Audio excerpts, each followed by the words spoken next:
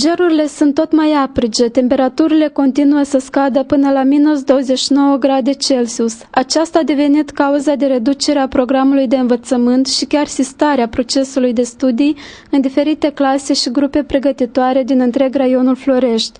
Despre funcționalitatea instituțiilor de învățământ preuniversitar și preșcolar ne comunică șefa Direcției de Învățământ. La data de 25 ianuarie s-a asistat procesul de studii parțial în instituții de învățământ.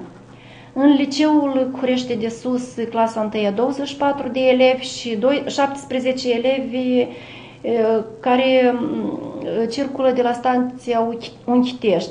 De asemenea, a fost asistat procesul educațional în liceul teoretic Ștefănești la 2 grupe pregătitoare, 38 de copii și 12 elevi din clasele primare care vin de la Prodănești Vechi.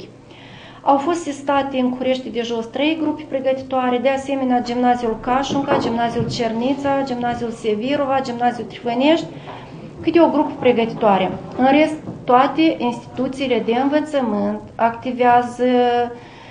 Pentru evitarea frigului, administrația publică locală oferă gratuit copiilor ceai și chifle. Lecțiile încep de la 9, iar în unele școli lecțiile sunt reduse până la 35 minute. Orele urmează să fie recuperate în zile de sâmbătă.